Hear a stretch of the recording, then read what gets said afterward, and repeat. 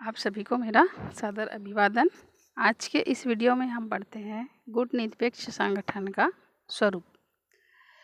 गुट निरपेक्ष संगठन का स्वरूप एक आंदोलन के समान बना रहे, इसीलिए इसको एक राजनीतिक ढांचा न देते हुए एक विचार गोष्ठी की तरह विचार मंथन का मंच बना करके रखा गया। गुट निरपेक्ष संगठन का स्वरूप, यहाँ पर दो प्रकार की संस्था काम करती है।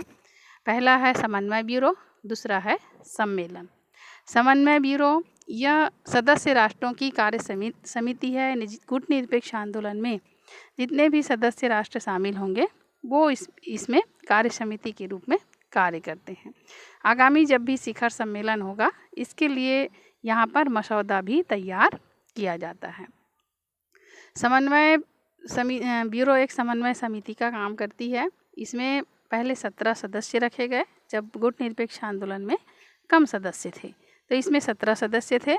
बाद में जैसे जैसे सदस्य बढ़ते गए तो यहाँ समन्वय ब्यूरो में अभी वर्तमान में 66 सदस्य हैं, जो क्षेत्र के आधार पर मनोनीत होते हैं। इसमें 31 अफ्रीका क्षेत्र से हैं, 23 एशिया से, 10 लैटिन अमेरिका और 2 यूरोप से मनोनीत वर्तमान में सदस्य हैं।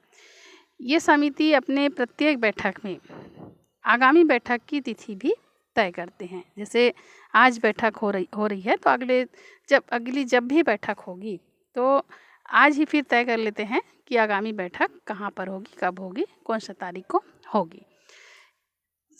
समन्वय ब्यूरो के सदस्य अपने प्रचार माध्यम और पत्र व्यवहार से आंदोलन को क्रियाशील रखने का प्रयास करते हैं।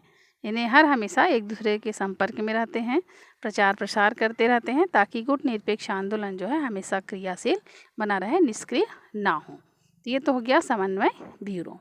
दूसरा है सम्मेलन। सम्मेलन 2 स्तर पर आयोजित किए जाते हैं। पहला है गुट निरपेक्ष जो देश है इनके विदेश मंत्रियों का सम्मेलन, और दूसरा है निर्गुट राष्ट्रों के जो राष्ट्राध्यक्ष हैं इनका सम्मेलन।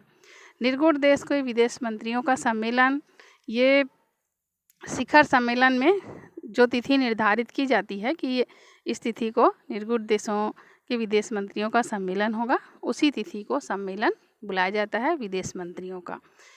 इस सम्मेलन में यदि कोई देश निर्गुट सम्मेलन की सदस्यता प्राप्त करने का इच्छुक है या निर्गुट आंदोलन में अपनी भागीदारी निभाना चाहता है, सदस्य बनना चाहता है, तो यदि वो आवेदन दिया है तो उसके आवेदन पर इस सम्मेलन में विचार विमर्श किया जाता है और शिखर सम्मेलन में जो भी विचार सुझाव देने होते हैं वो यहीं पर तय किया जाता है। दूसरा है शिखर सम्मेलन।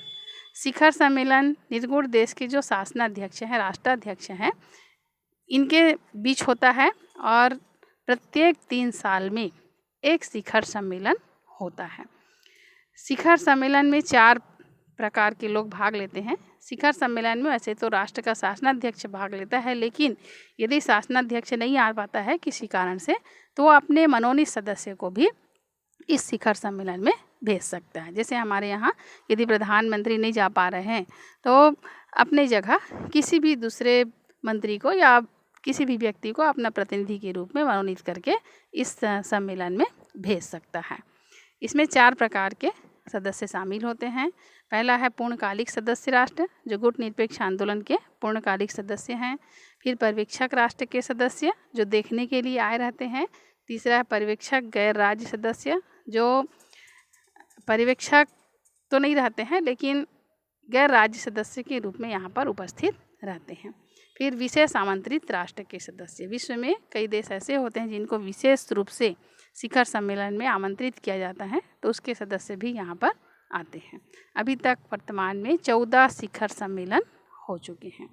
बांडुंग सम्मेलन 1955 में हुआ, जिसमें एशिया अफ्रीका के नवोदित राष्ट्रों को स्वतंत्र विदेश नीति की अवधारणा समझाने के लिए और उसे विकसित करने के लिए खोज करने की प्रेरणा मिली। और इसी से प्रेरित होकर 1955 में इंडोनेशिया का बांडुंग शहर है, इन्हीं सम्मेलनों का यहाँ पर बांडुंग शहर में इन्हीं राष्ट्रों का सम्मेलन बुलाया गया था। जहाँ पर पंडित जवाहरलाल नेहरू भी भाग लिए थे। और पंडित जवाहरलाल नेहरू ने गुट निरपेक्ष आंदोलन की बात जो है पुरजोर तरीके से रखी थी और सभी राष्ट्रों को इसे अपनाने के लिए कहा था। और इसी क्रम में और अधिक विचार के लिए मिस्र, यूगोस्लाविया, भारत के शासनाध्यक्षों की बैठक ब्रियानी में 1956 में भी हुई थी, जहां पर गुट निरपेक्ष आंदोलन की बात को प्रमुखता से रखा गया था। 1956 में आयोजित इस सम्मेलन में मिस्र के राष्ट्रपति कर्नल नासिर, भारत के प्रधानमंत्री पंडित नेहरू, यूगोस्लाविया के राष्ट्रपति मार्शल टीटो ने भाग लिया था और गुट निरपेक्ष संगठन के लिए विचार विमर्श हुआ था।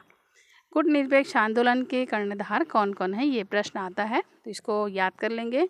गुट निरपेक्ष आंदोलन के कर्णधार में तीसरी दुनिया के नेता। तीसरी दुनिया इसलिए कहा जाता है, पहला गुट जैसे संयुक्त राज्य अमेरिका का है, दूसरा सोवियत संघ का है, तीसरा कोई गुट नहीं था, लेकिन गुट निरपेक्ष आंदोलन ने तीसरा गुट पैदा किया, इसीलिए इसको तीसरी दुनिया कहा जाता है।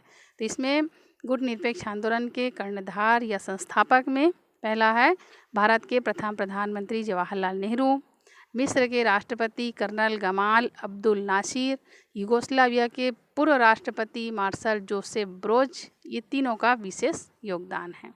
फिर बाद में इंडोनेशिया के प्रथम राष्ट्रपति सुकर्णो, घाना के पहले प्रधानमंत्री क्वामे नक्रुमा, इन्होंने भी गुट निरपेक्ष आंदोलन के विकास में अपनी महत्वपूर्ण भूमिका निभाई है। ये पांचों के बारे में पुस्तक में अच्छे से दिया है, कहाँ के थे, किस सन से किस सन तक अपने शासनाध्यक्ष रहे, गुट निरपेक्ष आंदोलन में इनकी क्या भूमिका रही है। आज के इस वीडियो में बस इतना ही।